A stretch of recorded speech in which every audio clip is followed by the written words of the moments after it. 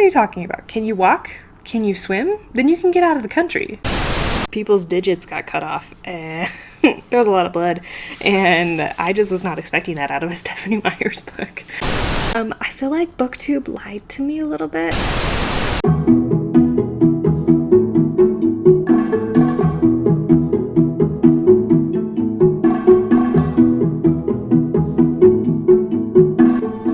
Hello there, welcome back to my channel. My name is Ashley. Today we're going to be discussing all the books that I read in the month of March.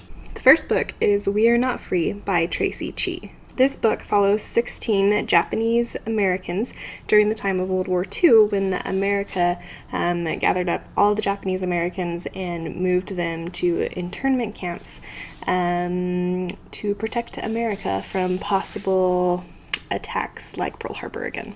Much to my surprise, one of the internment camps was located in Topaz, Utah, which I had never even heard of. I've grown up in Utah my entire life, and I had never heard that Utah had housed internment camps during World War II, and World War II wasn't that long ago. This book made it really easy for me to put myself in the situation of these 16 teenagers. A lot of the stories are based on real historical events and things that actually happened, and the author actually, her grandparents were part of the internment camps, and so she based a lot of the stories on her own family history and things that had actually happened, and it was heart-wrenching and beautiful and poignant. It also helped to break down a lot of stereotypes that just living in American culture I had kind of pulled into and ingrained into my brain. Like, I grew up watching Gilligan's Island, and Gilligan's Island has a lot of stereotypes for the Japanese, and I guess it was really helpful for me to step out of my own bubble and think, oh my gosh, like, these are actual people, and they look different than I am, but they are still people, still worthy of the same respect and devotion as everyone else. And even though I consciously believe that, unconsciously, I feel like there was definitely a learning curve that this book helped me to overcome and develop. I don't know, this is just a great book. I would highly, highly recommend it. It is sad, but unlike a lot of books during World War II, there's also a lot of really happy moments. This book does a good job at showing how the Japanese dealt with the day-to-day suckiness of their lives, but also how they found happiness and joy in some of those moments, which I think is really powerful. So I'll leave below the link to the live show that the Subtle Asian Book Club did on this book if you want to listen to a review, but this, I would highly, highly recommend this book. The next book is Persuasion by Jane Austen. This novel follows Anne Elliot, whose father has spent way too much money, and they now have to rent their house out and move to a smaller house and downsize. And Anne decides that she's going to stay with her sister instead of moving with her father into the city of Bath for a while. And lo and behold, her ex-fiancé shows up, and his sister is renting the house that she and her father have that they have put up for rent. And you know, like what usually happens, your ex-fiance's sister decides to rent the house, and she's all of a sudden put in society with the guy that she told no to before. This is a really interesting novel.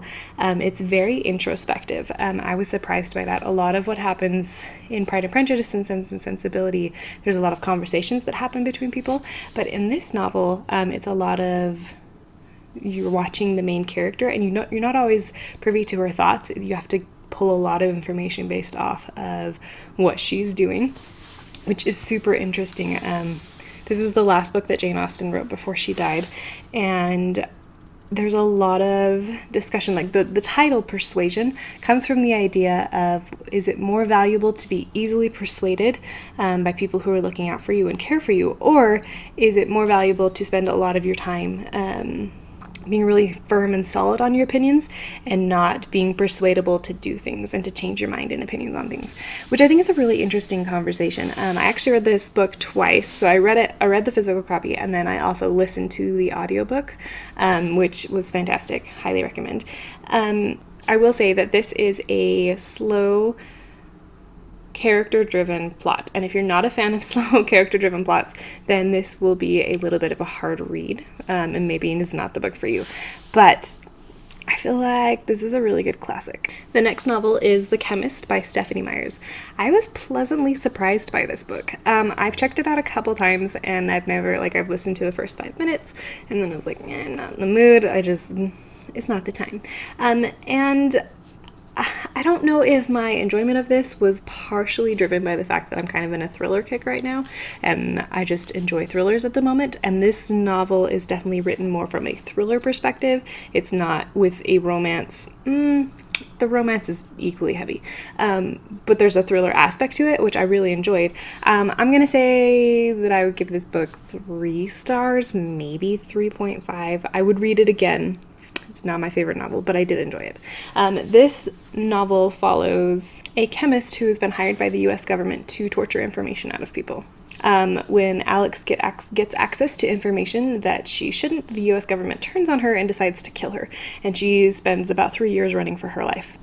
Then the U.S. government realizes they need her to get information from somebody, and they contact her telling her that they won't try to kill her anymore, but that they need her to torture somebody for information to stop a worldwide pandemic.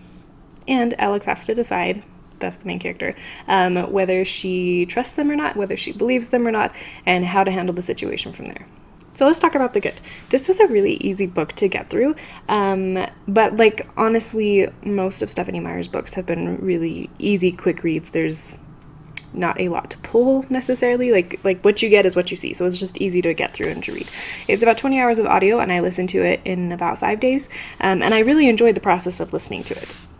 And a couple of the plot twists did catch me off guard, which I was pleasantly surprised by.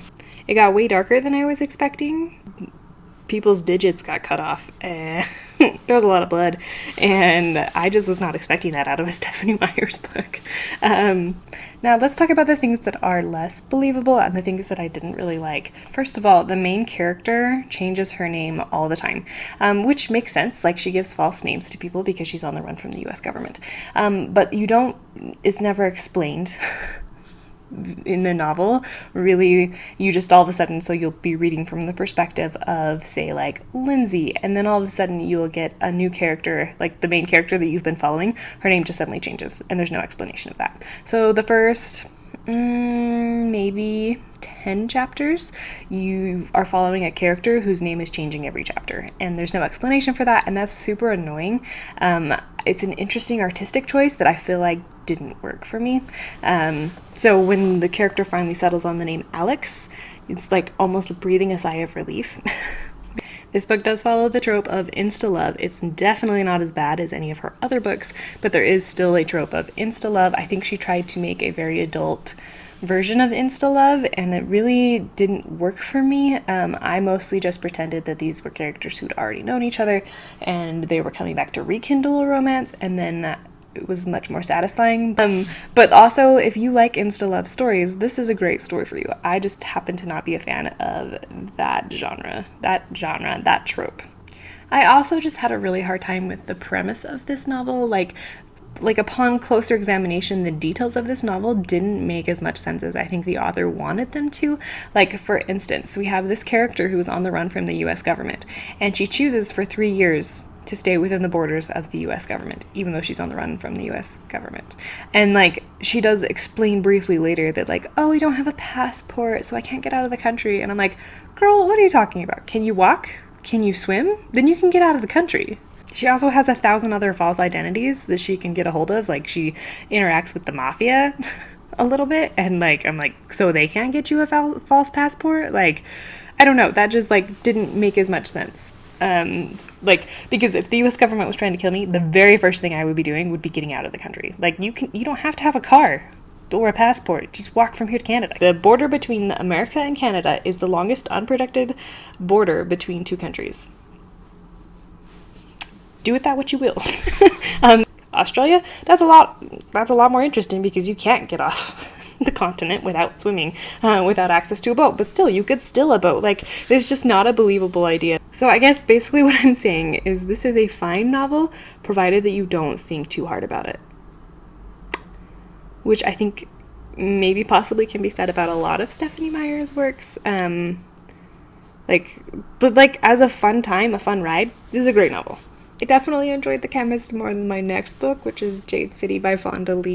I feel like BookTube lied to me a little bit on this because I just did not enjoy this book. So let's start with the premise. This follows two crime families who are fighting for the control of the island of Kekon. Yes, Kekon. Each group uses the magical abilities that Jade provides to enhance them and give them superhuman abilities. So there's a lot of tension that exists between these two groups and the magic users called Greenbones, and that tension erupts into violence and all-out war breaks open on this island state area, and we have an all-out war between our two groups, and the leaders have to determine at what cost they want to preserve their identity as a gang of Greenbones versus how much of the city they want to destroy. And this is going to be such an unpopular opinion, but I give this book a 1 star, maybe a 1.5. We say 1.25, I guess. Everybody has talked about how amazing this book is and how phenomenal it is, and like the hype for this book is really insane. And I don't think it deserves anywhere near the amount of hype that it got. Honestly, if there hadn't been such a hype around it, I would have put this book down at about 10% and DNF'd it. But because there were so many people talking about how it got so amazing and how after 50% it just like blows your mind, I was like, okay, I'm just gonna keep going. I'm gonna finish it because obviously it's got to get better. Like it has to get better. Like there's definitely been books where I've been like, this is an okay book, and then the ending like totally cements it and seals it. And this is not that book for me. I didn't care about the characters. I also didn't hate them either. I just wasn't interested. One test that I feel like can be applied to books is when a character dies, how do I feel about that? Like aside from whether I'm angry that the character got killed or not, but like some of the characters got killed and I was like, okay. I didn't see it coming, but I also don't care. And I don't know, I think it did get significantly more interesting after the 50% mark, but still not enough that I wanted to finish it. Like it was a real drag for me to get through this novel. This book is almost 560 pages long, and it was so slow. And I feel like the novel maybe should have started at 50% because that's when all of the action and movement started picking up, and maybe if it had started at that point and then continued past where it ended, I feel like it would have been better. I thought the magic system was really interesting. Like the idea of, it was like the magic system was more like a drug than magic per se, and I thought that was really great. Like there were a lot of really good things working in this book, like the details, the world building, the magic system was phenomenal, but because I didn't connect with any of the characters, I just didn't care enough. Next, we have The Talent War by George Rrandle and Mike Sarraille. I finally finished this book. It was a slow read, which I knew it going into it because I read this for my job. I give this book a 3.5 stars. I felt like it didn't need to be as long as it was. I mean, it's not really that long of a book. It's like 260 pages or something like that, but it definitely dragged a little bit and it repeated a little bit in places, and it felt like an overexposure to information, which is sometimes how self-help books work. I also felt like it cheated a little bit at the end just because it spent so much time talking about how leadership is super important on the hiring process, because if you don't have great leaders in place, even if you hire great employees, they won't stay if the leader or their boss is a crap boss or leader. So like that was one of the main tenets of their theory, and then I got to the very last chapter on how to create good leaders, and all it said was, we're not going to spend a lot of time talking about this, see this other book for more information. And I was like, that's a cop-out. So I didn't appreciate that. But I do think that a lot of the principles in this book were really interesting and really helpful, and it's definitely part of my job, so I do need to know this the information here, and I do think it's valuable. It just repeated itself a lot and dragged on a little bit. I think they could have easily cut out 40 to 50 pages and it would still say the same thing. Next we have The Honeymooners by Christina Lauren. This book was a delight. So let me set the stage. We have a bride and groom who get terribly sick the night of their wedding from food poisoning served at the buffet. And the only two people who have not gotten sick are the bridesmaid and the best man. They hate each other.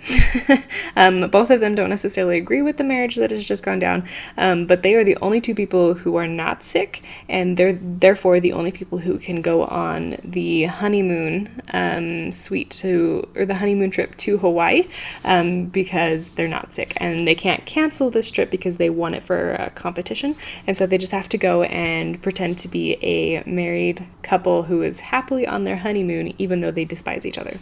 It is an enemies to lovers romance trope, and I just loved it. And one of the things I loved is that the characters are both deeply flawed, and the problems that arose from that novel came from their flaws, instead of like miscommunication of like, oh, he sent me this text and I just really hated the way he said it. Like, it was actual legitimate, like, no, this goes against who I am as a character, so therefore you cannot do that. Like, she pitted the characters against each other to just see kind of like, let's ping each other off and see what happens. Like, can you continue to love each other even though you're a person and your ability to handle these situations is severely flawed?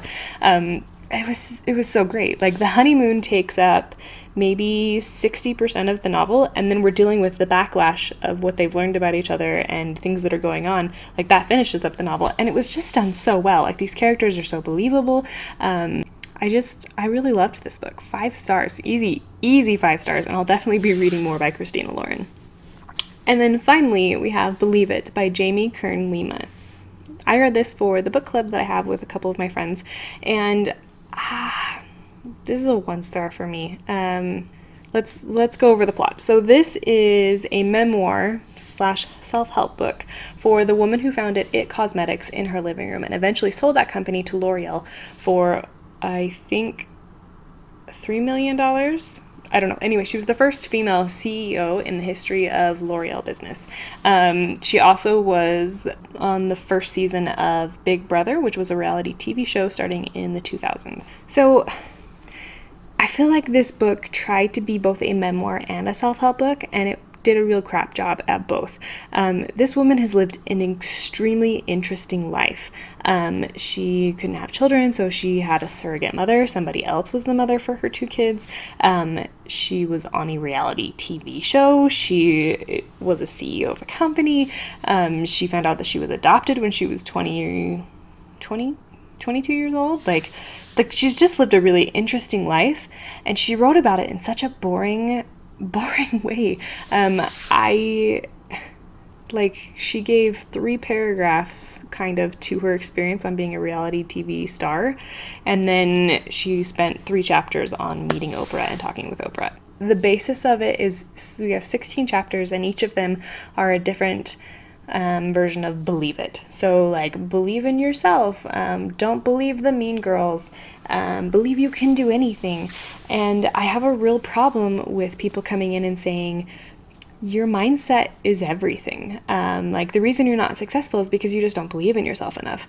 For instance, one of the chapters about Mean Girls, she was severely bullied when she was part of being a TV infomercial, and she would go on set and these girls would bully her, and instead of talking to people about what was going on with her or doing something to change her circumstances, she just goes off on this rant about how the mean girls will someday look up to you, and they're mean to you because they're jealous of you, and if you just endure long enough and don't believe them and don't fall prey to their lies that they're telling you, someday they'll want to work for you and they'll like you again. And awesome, but you live in extremely different circumstances than me. Like what happens to the teenager stuck in middle school who is being severely bullied? She's going to be severely bullied unless she talks about it. She's going to be severely bullied. And just telling her to not believe the mean girls and to believe in herself does not change her circumstances and does not help her get out of those circumstances. That is very not helpful, worthless advice, I think. And that's kind of how it felt for all of the things. I just do not believe that you can think your way out of mental illness or poverty or a lack of education. Just believing in yourself blindly often means that you're doing a lot of stupid things.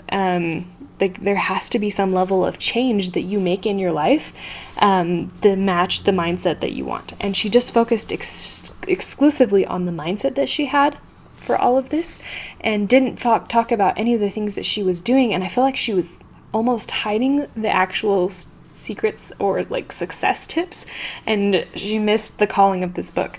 Like, I'm fine if you want to say don't believe the mean girls, which then translates to you talk to somebody about it. Like, you don't believe the way you're being treated is the way that you should be treated, so therefore you're going to talk to somebody about it.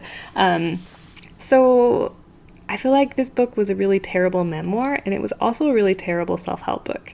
So if you're looking for a self-help book, I would not recommend this one. Look up Grit, look up The Happiness Project, look up The Power of Habit.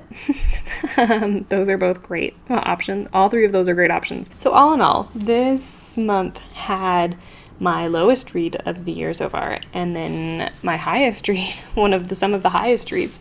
And so the average is mostly met in the middle. I think if I've learned anything from this, it's that even if a book has a ton of hype on BookTube and everybody talks about it, I'm still gonna DNF it if I'm not enjoying it. Without further ado, I will talk to you all in the comments down below and in another video. Bye!